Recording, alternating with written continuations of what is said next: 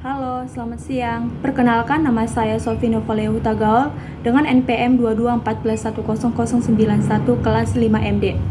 Baik, di sini saya akan mempresentasikan hasil kerja saya yang berjudul Kerangka Teori dan Variabel. Kerangka teori merupakan suatu gambaran atau rencana yang berisi tentang penjelasan dari semua hal yang dijadikan sebagai bahan penelitian yang berlandaskan pada hasil dari penelitian tersebut.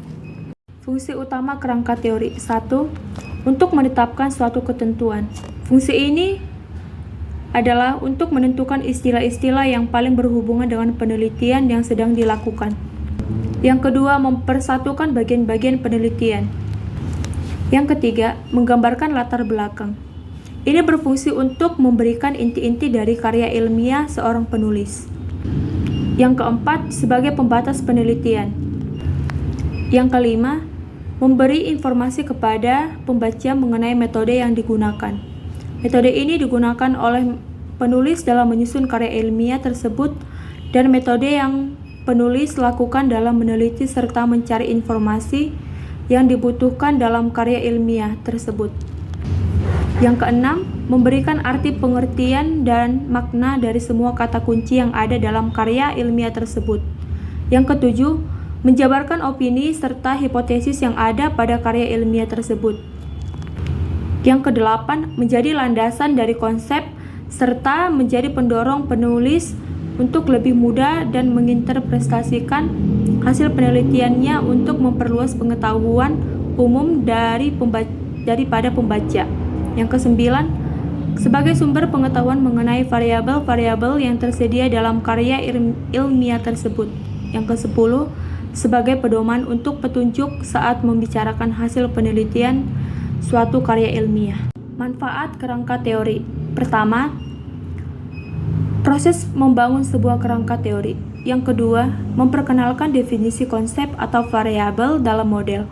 Yang ketiga, membangun sebuah model konsep yang memberikan suatu representasi deskriptif dan teori penelitian. Yang keempat, hadir dengan suatu teori yang memberikan penjelasan atas hubungan antar variabel dalam model.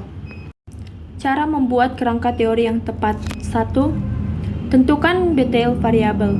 Cara dalam membuat kerangka teori adalah dengan cara memahami, mempelajari, setelah itu menentukan variabel apa yang akan digunakan dalam penelitian. Yang kedua, mencari referensi dari buku penelitian. Ini bertujuan untuk menyusun kerangka teori dengan cara membaca buku penelitian lainnya yang merupakan hasil dari terbitan yang diterbitkan oleh peneliti dahulu. Yang ketiga, menguraikan jenis teori yang digunakan dalam proses penelitian. Yang keempat, mengkaji semua teori serta hasil penelitian secara mendetail. Yang kelima, kajilah teori serta hasil penelitian yang ada secara komparatif. Perlu mengkaji lagi teori serta hasil penelitian secara komparatif untuk dapat menentukan teori atau hasil penelitian yang mana lebih tepat untuk karya ilmiah tersebut. Yang keenam, tentukan inti permasalahan dari permasalahan yang akan dibahas. Yang ketujuh, memeriksa pengertian teori yang digunakan serta model yang memiliki relasi. Yang kedelapan, memperlihatkan kontribusi Anda dalam proses penelitian. Yang kesembilan, susun kesimpulan sementara. Dan yang kesepuluh, susunlah kerangka. Pada poin keempat, penyusun kerangka teori. Adapun beberapa penyusun kerangka teori. Yang pertama, judul teori. Yang kedua, penggagas atau penemu teori. Yang ketiga, konsep-konsep kunci. Keempat, sejarah perkembangan teori. Yang kelima, aplikasi teori. Pengertian variabel. Variabel merupakan sesuatu yang menjadi objek pengamatan penelitian, sering juga disebut sebagai faktor yang berperan dalam penelitian atau gejala yang akan diteliti. Ciri-ciri variabel. 1. Harus memiliki nilai bervariasi.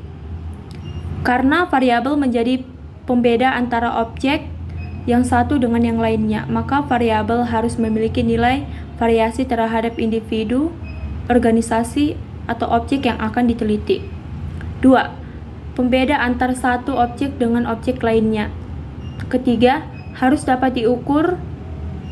Ciri ketiga dari sebuah variabel yakni harus dapat diukur. Jenis-jenis variabel. 1. Variabel terikat atau dependent variable adalah variabel respon atau output. Variabel terikat atau dependent atau disebut variabel output, kriteria, konsekuen adalah variabel yang dipengaruhi atau yang menjadi akibat karena adanya variabel bebas. 2. Variabel bebas atau independent variable adalah variabel yang diduga sebagai sebab munculnya variabel-variabel terikat. Ketiga, variabel moderator. Variabel moderator merupakan variabel antara adalah sebuah tipe khusus variabel bebas, yaitu variabel bebas sekunder yang diangkat untuk menentukan apakah ia mempengaruhi hubungan antara variabel bebas primer dan variabel terikat. Keempat, variabel mediasi.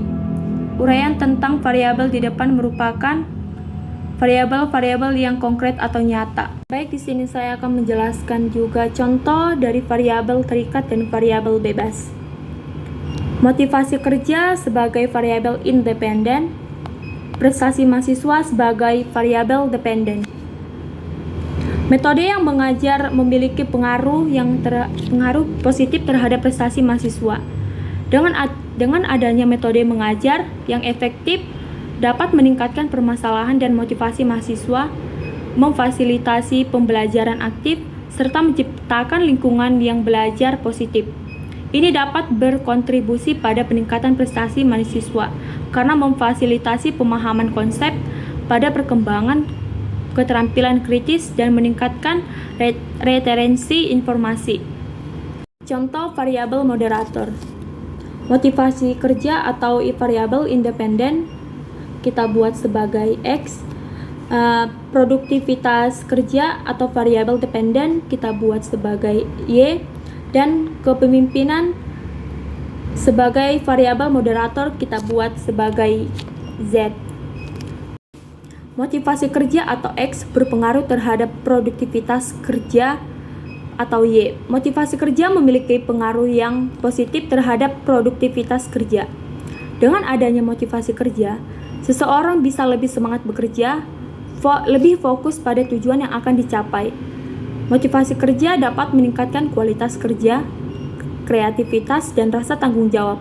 Oleh karena itu, dengan adanya motivasi kerja dapat mendorong kerja guna meningkatkan produktivitas kerja. Kepemimpinan atau Z memiliki pengaruh yang signifikan terhadap motivasi kerja atau X dan produktivitas kerja atau Y. Kepemimpinan yang baik dapat memotivasi kerja pada karyawan, sehingga mereka merasa dihargai dan terlibat dalam pekerjaan mereka. Hal ini dapat meningkatkan motivasi kerja dan meningkatkan produktivitas kerja.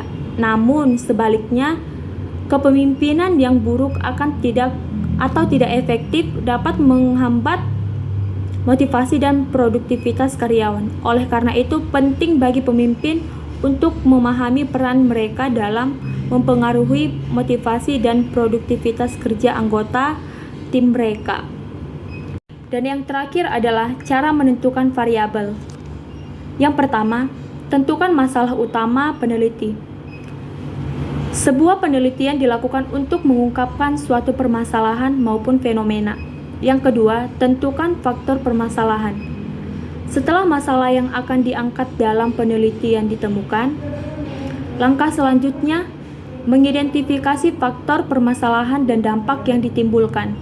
Yang ketiga, cari dan pahami penelitian terlebih dahulu. Melakukan penelitian tak semata sebagai tugas yang harus diselesaikan. Lebih dari itu, diperlukan pemahaman mendalam tentang topik dan permasalahan yang akan diangkat dalam penelitian. Hanya ini yang dapat saya jelaskan. Apabila ada salah kata, mohon dimaafkan. Terima kasih.